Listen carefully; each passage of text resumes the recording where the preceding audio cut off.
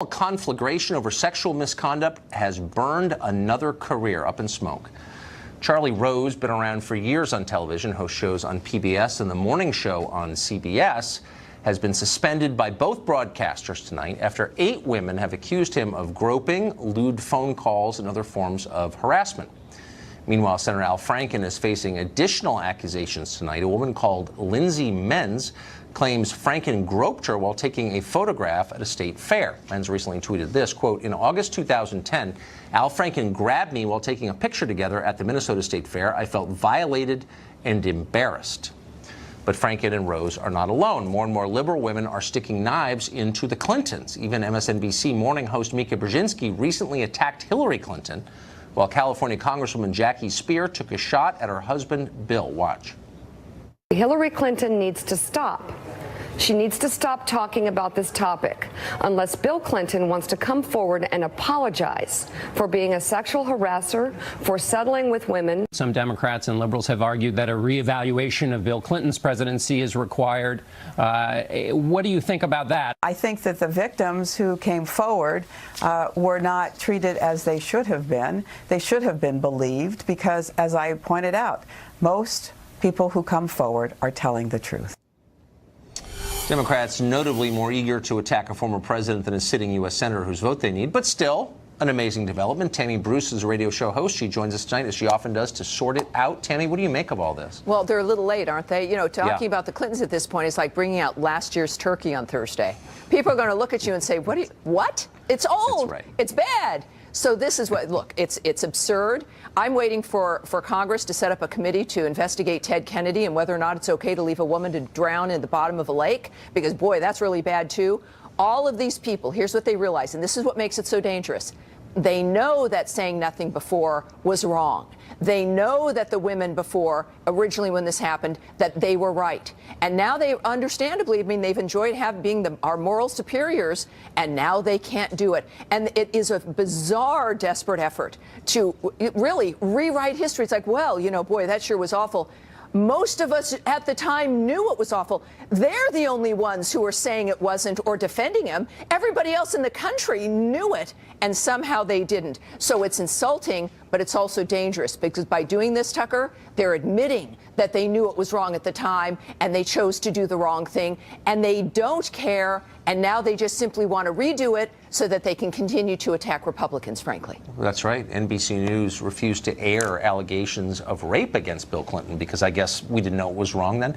I guess what's striking, though, you hear people say, well, both sides do it, and I think to some extent that's true. Human sin is a human problem. But it does seem disproportionately clustered on the side that claim to be allies of women. I mean, there is a kind of weird hypocrisy here where some of the people who tell you the most loudly about their feminism are the ones doing these things. Have you noticed that? Right. It's not really about hypocrisy. Look, this is clearly a problem of power. It's not a problem of sex or attraction or desire, right?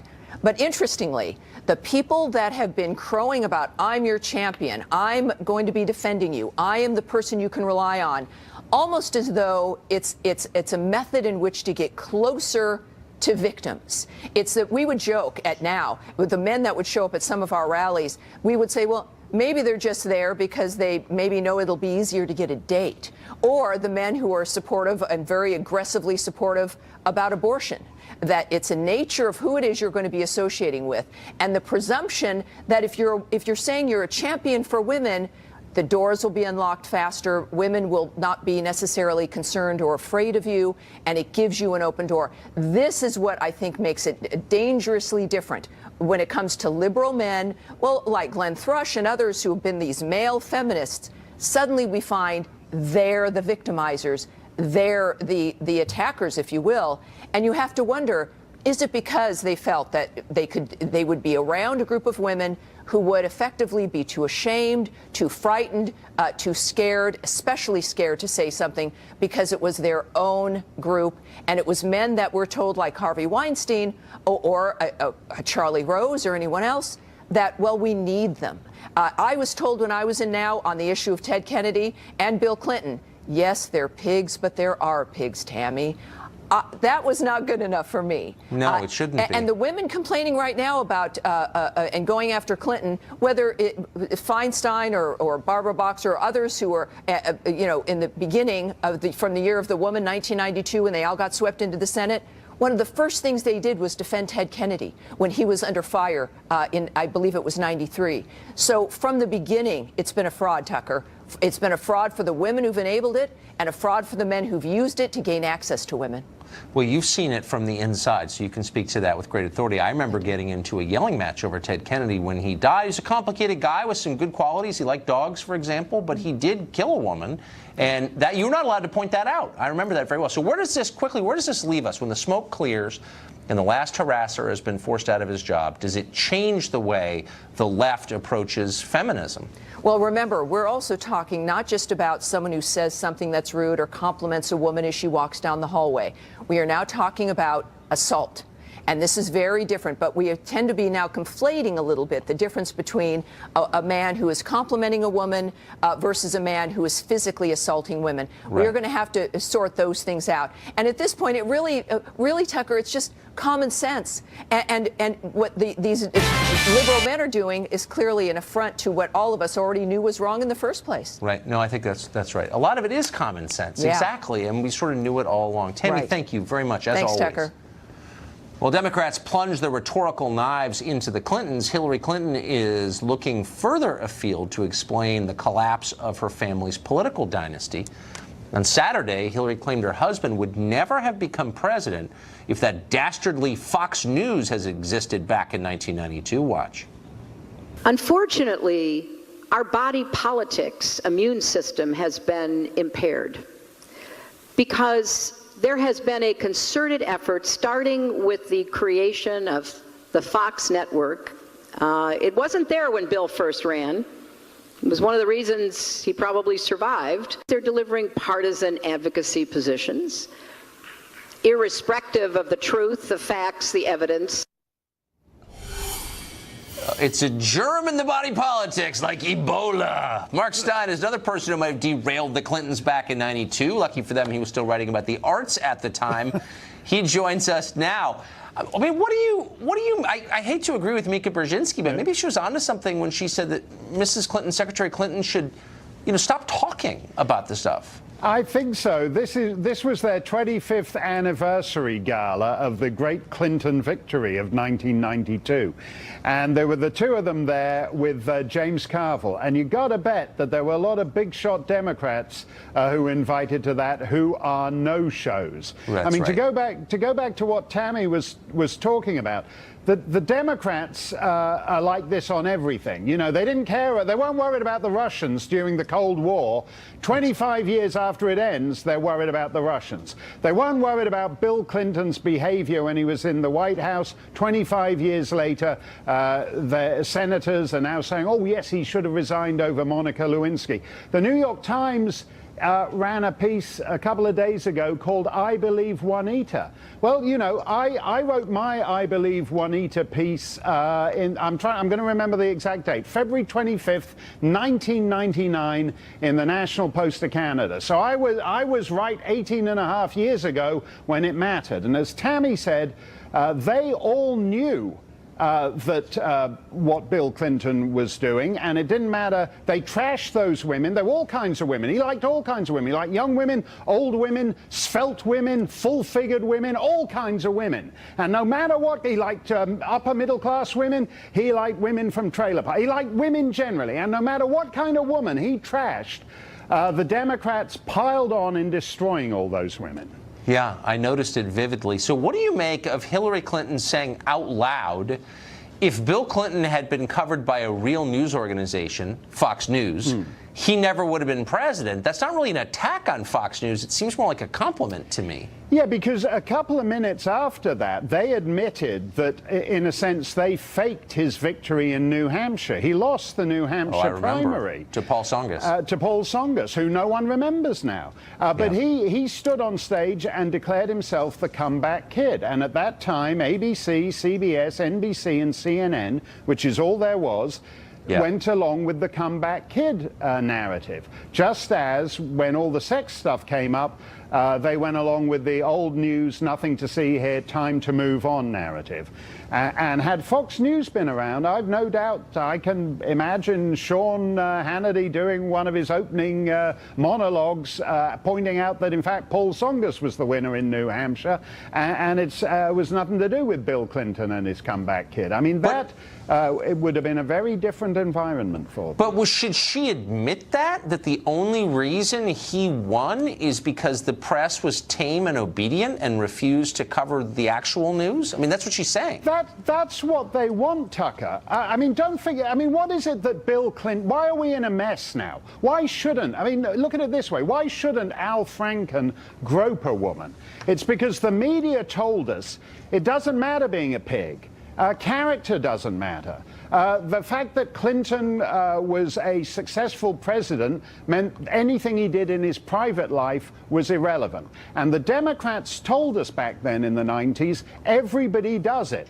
And now, as the opening of your show has pointed out, everybody does do it. They do it in Hollywood, they do it in Minnesota, they do it in the halls of Congress. They've got respected PBS anchors walking around naked in front of female, and I don't mean Big Bird, other ones walking around naked in front of female staffers. It's where did that come from? Everybody didn't do it until Bill Clinton re-established droit du seigneur on an industrial scale. Mark Stein, like nobody else. Thank you, Mark. Thank you, Tucker. A U.S. Border Patrol agent is dead tonight after being attacked at the border in the most gruesome possible way. Will this change any minds about addressing illegal immigration and securing the border once and for all? We'll find out next.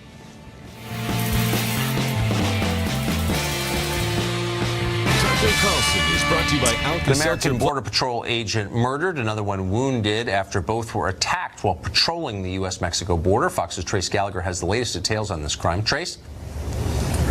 Hi, Tucker. We know the border agents responded to a sensor that was triggered off Interstate 10 near the Big Bend area of the Texas-Mexico border. That's a difficult part of the border for illegal immigrants to cross because of the mountains, the Rio Grande River, and the overall rugged terrain. Somehow, when the two agents arrived, they got into trouble. One of them called on the scanner saying they'd been hurt and they needed help. Both agents were then transported to an area hospital where 36-year-old Rogelio Martinez died from his injuries. Martinez had been an agent for 4 years. The FBI says the agents were not fired on, but they would not elaborate on how they were injured. The National Border Patrol Union says Martinez was hit several times in the head with a blunt object, possibly a large rock. The Border Patrol itself has not confirmed that, but here's what President Trump said. Watch.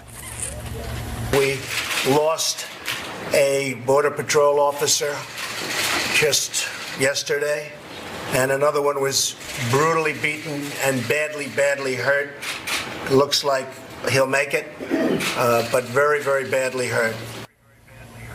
The president also vowed to continue building the wall to secure the U.S.-Mexico border. Agents being hit with rocks is very common along the border. In fact, Border Patrol vehicles and helicopters have also been targeted quite often by rock throwers. Right now, investigators are looking for potential suspects and witnesses, but if those suspects are on the south side of the border, the task becomes much more difficult. The Department of Homeland Security says that since 2003, 38 Border Patrol agents have been killed in the line of duty. Tucker. Trace Gallagher in Los Angeles. Thanks a lot, Trace. Jose Magana is an immigration advocate, and he joins us in the studio tonight. Jose, thanks a lot for coming on. Thanks for having me, Tucker. So, an armed and trained federal agent murdered by blunt force, probably by rocks. Why should that not scare the rest of us? I think the situation is that that's not the norm at the border. The border, according to the U.S. Department of Homeland Security, in a study 2 months ago, argued that the border is more secure than it's ever been, with 85% of undocumented immigrants being apprehended before they even enter the country. Right, so 15% weren't. So it's not secure. I mean, by that definition, it's not secure. Here's the point. Look, I'm not I grew up next to Mexico. I like Mexico, super nice people. Most immigrants are nice people. I'm Mexican myself, Tucker. But there's been a civil war, in effect going on in Mexico for years. Over 110,000 people have been murdered in Mexico. Okay, it's one of the most violent countries in the world. If it were any country but Mexico and there wasn't this weird politics hovering over it, we would say, holy smokes. This is one of the most dangerous places in the world, right on our border. We need to make certain we know the identity of every single person who comes in or out. But we don't because of advocacy by people like you, because we somehow can't? I don't understand. Well, Tucker, in 2013, we had the opportunity to fund over $43.6 billion, a good portion of that would go to border security through S744, the bill that would legalize a large portion of the undocumented population. It had enormous border security provisions, and if you want to be mad at someone, you should be mad at the Republicans in the House that refused S744. Wait, hold on. No, wait a second. Why should we legalize anybody? It's our country. Tucker, I'm serious. We have a moral right to secure our borders. Again, I'm not impugning the character of Mexican citizens, many of whom I like. I'm just saying over 110,000 people have been murdered in that country in recent years. It's one of the most violent countries in the world. Why in the world, if you cared about the security of Americans, wouldn't you just shut down any border crossing except legal border crossing? Well, according to DHS, the border is more secure now than it's ever been in the history of the United States, and more funding would have been allocated to the border if not for Republicans attacked S744. Then you got to legalize everybody, and all their family gets to move here. And like, what? No, I don't think people who are here illegally get to decide what our policies are. In what world? Mexico doesn't allow that kind of nonsense. So like, be quiet. You're not a citizen. Go away. I'm serious. You know that's true. The United States doesn't set its immigration policies based on what other countries does, Tucker. It sets and exercises its leadership based on what's just and fair and what aligns with our nation's commitment to equality and the melting pot. There's massive lobbying by the governor of Mexico, which uses illegal emigration from Mexico as a pressure relief valve to keep their country from melting down because it's a corrupt place with a bad economy. And we are lobbied by them every single day, and you know that that's true. So don't pretend it's not. Well, Tucker, I think you're ignoring the fact that net migration from Mexico is at net zero and has been for the past several years. The fact that you're portraying the southern border as a flood of individuals coming isn't necessarily accurate. People come from South America and from Central America through Mexico into the United States, and that is allowed, indeed encouraged by the Mexican government, which doesn't want to deal with illegals in its borders either. So they come to our country, again, with the help of the Mexican government. I'm telling the truth, and you know that I am. And my point is, like, why should we put up with that? This is nuts. Like, let's stop pretending. Because under our own immigration laws, we have a humanitarian responsibility to those Central Americans fleeing violence and persecution. Because under the INA, if you are being persecuted in your home country, you have an opportunity to present your case for relief here in the United States. Really? And these are mothers and children fleeing horrific violence in these Central American families. There are over 1 billion people who are fleeing violence and poverty around the world. I don't understand what gave the United States the unique obligation to put them all in federal assistance. I mean, this is insane.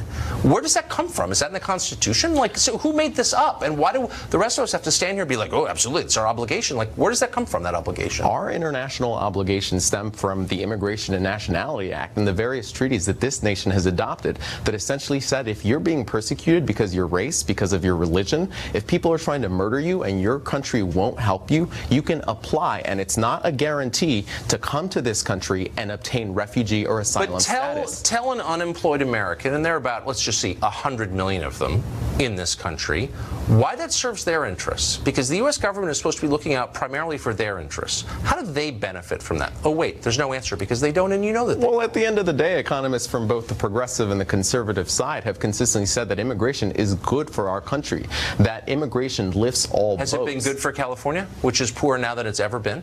I think California cherishes its immigrants. That's why it's passed various laws. But as an economic, and I hear this line, but it's a lie, and you know it's a lie. California is poorer because of immigration. It's got more poor people than any state in the union. It was the richest state in the country 30 years ago.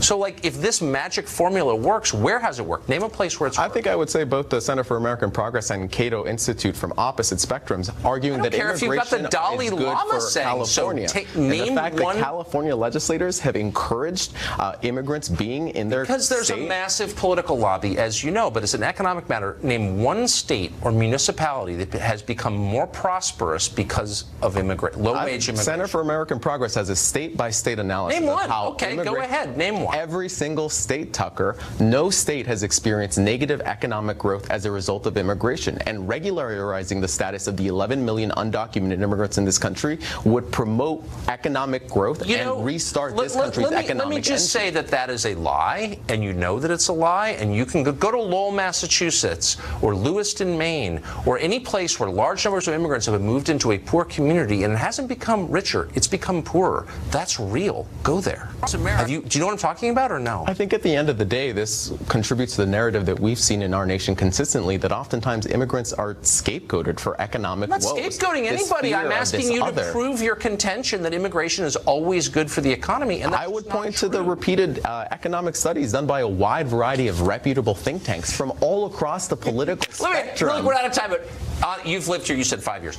Is there anybody dumber than a think tank employee in D.C.? Honestly, I've been here 30 years, and I'm asking you. Well, I'm a lobbyist, so probably a lobbyist, right, I would say. There's nobody, just answer, there's nobody dumber or more detached from reality. I know that for a fact. Thank you so much Thank you, Tucker. It was for a pleasure. joining us. You know what I'm talking about. Well, statues to come down across America, Washington, D.C. is very close to putting up a new statue. To whom? Marion Barry, of course, the mayor we made famous by sending out video of him smoking crack. A city councilman from D.C. who supports the Barry statue joins us next. Across America, during our own Cultural Revolution, all kinds of statues are being torn down for all kinds of offenses, whether it's racism or imperialism or existing more than 200 years in the past. But here in Washington, D.C., the city council wants to build a brand new statue honoring deceased Mayor Marion Barry. Barry, of course, had a long history of racially charged remarks. He was a convicted drug offender, too. Does he deserve the high honor? Jack Evans is a longtime D.C. city councilman. Everyone in town knows Jack Evans. He supports the Barry statue. He joins us tonight. Jack, thanks for coming on. Oh, Tucker, thanks for having me. So no one would deny the charm of Marion Barry. I know you served with him on the city council Absolutely. for a long time, Yep. but roguish doesn't really begin to capture Barry. He was like truly a terrible mayor and openly a race baiter and kind of without real achievement. Why would you make him the subject of a statue? Well, I have to say, he was an iconic figure here in local Washington. He was, for sure. Without a doubt. And so it was one of my ideas to have a statue to him because of what he was able to do for the African-American population in our city and for the city itself. Now, remember, you wind the clock back when he came into office in 78. The city was new. First elected mayor was in 75. And he was able to, in his first term at least, really create a Washington that we have built on since that time. Created the black middle class here. He had a summer jobs program. Maryland. I mean, if you look at you're on the city council for a long time. You know the numbers better than I. But the black middle class and the white, the middle class period, but especially the African American middle class, fled the city under Barry because it was a disaster. Well, I wouldn't say that's why they fled. They fled after the '68 riot. For sure. And then when Barry became mayor in '78, we started to really kind of rebuild our city. And today, as you know, Tucker, we're adding 1,000 people a month. We are, yeah, no, it's 80,000 way better. In the city, yeah. And again, you go across the city, many African Americans got their first job in Marion Barry's summer youth program. And again, remember in '78, it was very hard for an African American to get a job anywhere. Federal government was kind of opening up. He went on and Barry really was someone but he humiliated who the city. He betrayed the hopes of the people who believed in him. He was a full-blown crackhead, as you know. He got busted and went to jail the first time, but then he got busted again. He got busted giving his girlfriend a city contract. A bunch of his aides went to jail. Cornbread Givens, remember him? Remember Cornbread? I remember well. Cornbread I was here Givens. then. But he also had a long history of saying things like this, quote, "We've got to do something about these Asians coming in, opening up businesses, those dirty shops. They ought to go." Yeah. What do you think Asians in Washington will think of the Barry statue? Well, I would say he has a lot of support in all of the communities, even in the Asian community. I mean, you remember Tony Chang and a lot of people in the Chinese community were very strong supporters of Marion Barry. What if somebody else said, we've got to do something about these Asians coming in? Yeah, you can't defend a lot of things that many people say or do, and so I'm not defending Marion Barry on that. And as you know, he later was very apologetic for making those kind of statements. But I think in the totality, Tucker, is what we're looking at here. The totality for the local government, the man was elected mayor 4 times, and he was revered in many parts of the city. And so we're looking for a way of honoring his legacy to the city. Jack. And I think you have to look. In many parts. He was he hated in almost all parts of the city. Oh no, Tucker, that's look, not there true. was racial division at the heart of it. Look, I was here. I remember. He gets reelected in '94, and the first thing he does is attack white voters and say, "quote Get over it." But remember what prompted that statement? There was just utter disbelief. There was. I get it. Made but that like, statement. look, you can't talk like that if you're the mayor of a city, can you? Well, you can. And he had a roguish quality to him, as you know. And I think that endeared him to people. And I got to tell you, I traveled the city and the world with Marion Barry. And he was really a larger-than-life figure. God, I remember being in Africa with him. I was in Cape Town. People, Soweto, I'll never forget being in Soweto outside of Johannesburg with Marion Barry. And people were coming out of their houses to see him. He was really Come on, Jack, I can't get the street in front of my house paved, and you guys are in South Africa eating prawns. No, we're not eating prawns. Come on now. Why in the world? This is like the whole problem. But he had a great sense of humor. I bet he did. If I was in Cape Town on government expense, I'd be in a great mood too. Being in Soweto with him, and we're walking down the streets getting dark, and I said, Marion, I think we need to get back to the bus. And he said, what you mean we? He was funny, I'll admit that. Let me just ask you, is there anything you could find out about Marion Barry?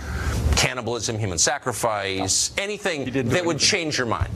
No, he didn't do any of those things. And frankly, I think Marion Barry really, again, because of his legacy in the city, deserves a statue. So we're going to have it.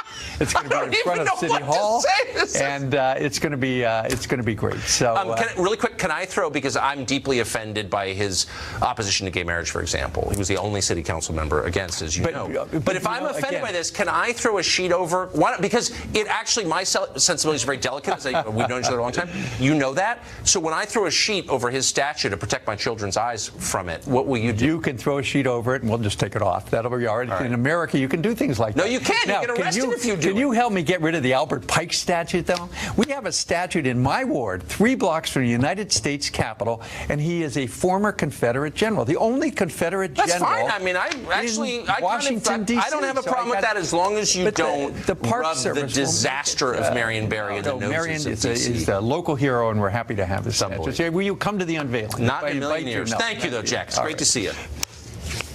NFL player Marshawn Lynch had plenty of respect for the Mexican national anthem, but not for this country's. The president got mad at him, says he ought to be suspended from the league. We'll discuss that idea coming up.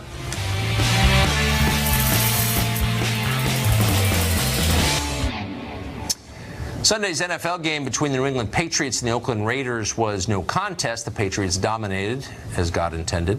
Instead, the real drama was on the sidelines beforehand. The game was held in Mexico City, and Raiders player Marshawn Lynch stood for the Mexican national anthem, but then sat down for our own, the Star Spangled Banner. The president noticed this. He tweeted, quote, Marshawn Lynch of the NFL's Oakland Raiders stands for the Mexican national anthem and sits down to booze for our national anthem. Great disrespect. Next time the NFL should suspend him for the remainder of the season. Attendance and ratings way down. Anthony Tall is a lawyer and sports agent, and he joins us today. Anthony, thanks a lot for coming on. How you doing, Tucker? I'm doing great. So I just want to stipulate that I think all of this behavior is allowed under the First Amendment, so I don't think there's any debate over whether it's protected as speech. Of course it is.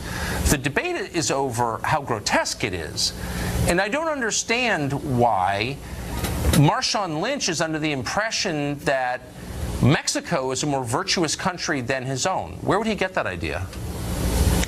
Well, I think that you need to go and ask yourself, why would a rich athlete feel as if another country is better than him? And it goes back to what LeBron James said. LeBron James said being black in America is hard. It doesn't matter how much money you have, who you are, how much fame you have. So I think Marshawn Lynch is evidence of that. So you also have to ask yourself, what would drive someone, a multi-million-dollar athlete, to stand during the Mexican national anthem and not want to stand on his own? This isn't something that he just comes up with. Where does that come from? It's just, and I'm going to say that it comes from a lot of statistics. Go ahead. Yeah, but what it doesn't come from is a deep knowledge of Mexico. I mean, if you're doing that to the Swiss anthem, okay, we could debate it. Or the French anthem, we could debate it. But have you seen the people who run Mexico? Is there a country in the world with a firmer color bar than Mexico? I don't think there is. Is there a country with a more grotesque history of slavery than Mexico? How do Afro-Mexicans do? Do you have any idea? Does Marshawn Lynch have any idea? I mean, let's be real here. You'd rather be black in America than Mexico any day of the week. Well, I think Marshawn Lynch and a lot of black people might differ with you. They might say it's worse being in America than being in Mexico. Oh, you know, really? A lot And of why these would they athletes say? that Why travel, would they say a lot of these athletes that travel around the world, they get treated a lot better in their perspective than they do here in America. That's why they say that. That's their experience. I don't think Marshawn We're not Lynch, talking about Afro. Yeah, We're not I talking think we're about talking about. Let's just be real, okay? Barack Obama could not have been elected president of Mexico. They have major race problems in Mexico, and we pretend that Mexico is this sort of unified Hispanic country. That's not reality, and anyone who says that knows nothing about Mexico. I'm not attacking Mexico, that's just true. So I guess I wonder, like, does he know anything about Mexico? And by the way, how badly is Marshawn Lynch treated when he goes to dinner? Do people yell at him at dinner? I mean, can we just be real for a second? This is ridiculous. Yeah, well, we're keeping it as real as possible. You just need to realize that Marshawn Lynch grew up in Oakland. He's probably seen a lot of police brutality, seen a lot of his friends get shot and probably injured by police brutality. And he's also, everywhere he goes, no one's concerned about his wealth. All police see is dreadlocks a lot of times. So in Marshawn Lynch's mind, the way he's treated here, as opposed to when he goes to Mexico or Europe, is a lot better. You got to remember, there's a history of African Americans leaving America. And don't get me wrong, I love this country. There's a history of African American celebrities and athletes going all the way back to Josephine Baker in 1919, leaving this country for a better life, going to France. She went to France. She went to France. I'm very aware of that. She did not go to Mexico. Look, okay, here's the real point, that when you're a famous person who commands the attention of an entire country and has reaped such profound rewards to that country as Marshawn Lynch has, it doesn't mean that you have to love the country, but it means you can't be as mindless as he is. You can't say something that's so stupid like, I would be treated better in Mexico. That's insane. And don't you think it's incumbent on him to maybe learn something before weighing in on a topic this divisive? Or no? Absolutely, absolutely. But I don't know his history of study in Mexico. I don't know, but I would concede that way. Absolutely. Yeah. I would assume that he's probably hasn't read all of Mexican history, just like he hasn't read all of American history. So but you don't need to read all of. Look at the people who run the country. I can also assume that he's smart enough to base his opinion on how he's treated when he's down there, on how people talk to him, how he's received when he goes to hotels. Because it's not all about him, actually, and I know this is news to a lot of rich athletes. It's not all about you. There's a broader world beyond your experience and your reality. And look, the point is that gestures like this influence a lot of other people, and maybe they should be thoughtful and not reactionary and stupid like this. Well, I think he has a right, as you said, the First Amendment right to do what he wants to do. So I'm glad you attached with that issue. But he also has to be more concerned about the broader scope of the way African Americans have been treated in this country, so we can make it a better country. Good luck in Mexico. Nothing wrong with making this a better country. Yeah, well, he's not doing it. But anyway, thank you very much. I appreciate it. State governments have a new weapon to make Americans pay off student loan debt. They're going to take away their ability to earn a living in the first place or even drive a car. Yes, it's actually policy, and we've got details on that coming up.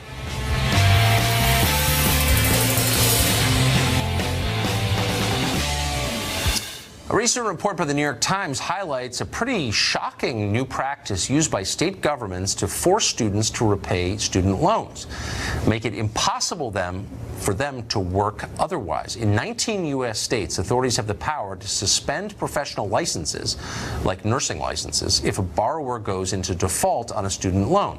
In the state of South Dakota, borrowers can lose their driver's license, making it basically impossible to get to work in the first place. Brian Brenberg is an associate professor of business and economics at the King's College in New York, and he joins us tonight. Brian, thanks for coming on. Good to be here.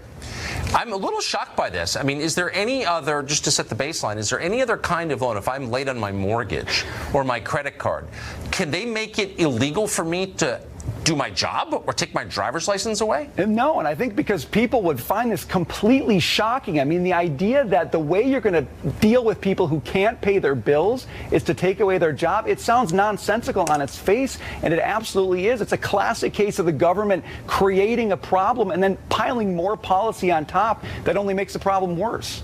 And student loans, I know you're a college professor, I don't want to beat up on, but colleges is the richest institutions in American life. Drive through any state, and these little pockets of affluence are colleges. And yet those colleges are bankrupting an entire generation of young people who can't buy cars or get married or buy homes because of their student loans. And now they can't work or drive. Like, who is in charge of this? Well, we have been shoveling billions of dollars at colleges and universities to push students into educational programs that don't give them any place in the marketplace. They can't get a job, and so they go out into the marketplace. They can't find a job. They maybe finally find something that allows them to pay their bills, but because they're behind on their student loans, the state says, you can't do this job anymore. I mean, it's absolutely crazy. The one thing we want young people to do in this country is to get a job, to work, get out in the marketplace. Anything that keeps them out of that is going to be counterproductive. So, but I mean, a lot of these lenders, too, are obviously getting rich. I've met some of them, really rich. But how did they get it into the law that if their loans don't get repaid, as distinct from all the other loans people have, there's a legal punishment? Because the state guarantees, the state will either guarantee or subsidize these loans, so the state has an interest in it. And when they don't get paid back, they look for a way to deal with that. And you can do that by putting a lien on people's property. You can do that by garnishing wages. But they came up with this idea that they're going to keep people from working. And again, the reason that exists is because in this country, so many people have to get a license to do their job. So you've got government pushing people into educations that don't help them. And then they've got, on the other end, governments approving the work they can do and taking away that approval when the person's in dire straits financially. And it's destroying a generation. When you look at the polling of young people and they support socialism over capitalism, and you're wondering, why are young people so mad and so crazy? Student loans are driving a lot of that. Absolutely. It's absolutely the case. But look, there's a lot of young people who are saying, well, we should get the government more involved in student loans. We should get the government more involved in the economy. This is what happens when you do that. The right and the left hand of government don't pay attention to each other. You end up pushing people in education that they can't use. Then you say they can't do the job that they've actually found. If you want more government in those spheres, this is what you're going to get. How long till debtors' prisons come back? Well, I think we're talking about debtor prison right now, Tucker. It's just a different name. It sounds that way. Brian, this is even worse than I thought. Thank you. You bet. A strange aircraft was spotted flying over the West Coast the other day. True story, by the way. What was it? And does its mysterious flight suggest that we are vulnerable to something? We'll ask a defense expert to get the bottom of an actual mystery. Stay tuned.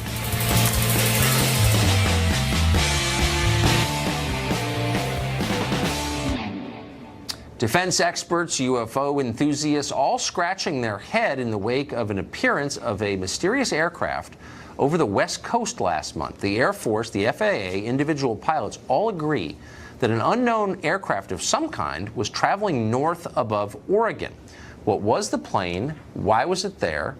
And why can't we know for certain? Because nobody does at this point.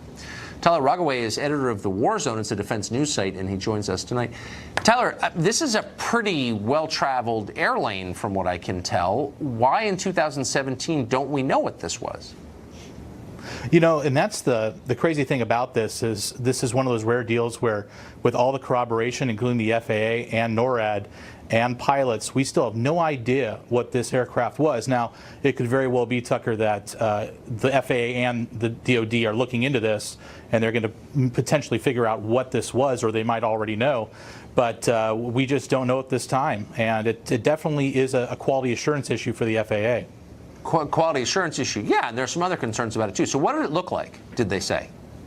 Well, all we know, it was a white aircraft. It had the same type of performance as a jet. It was flying at between 35,000 and 40,000 feet, where probably you fly all the time when you travel. Commercial airliner, yeah. And yeah, and so it was just, it looked like, but nobody could make out the type. So that does leave it a little bit questionable, as if it was an airliner or potentially a military aircraft. But an airliner would, of course, be identified. It would have a transponder on, right? Right. This did not have any communications, no transponder, so no identification or altitude for Seattle Center to see, and it was not really trackable on radar. They did not have a consistent primary return. So this had all three going for it. It basically wasn't there, aside from the pilots that literally were asked by Seattle Center to look outside and say, hey, is it there? And all of them did see it. And it was this went on for multiple, 10, 15 minutes, and possibly longer. We just don't have the radio tapes for that other section of Seattle Center, the area that they control. Well, that's just absolutely bizarre and kind of threatening. I mean, you'd think that our air traffic control would have a handle on what's in a commercial airlane, no?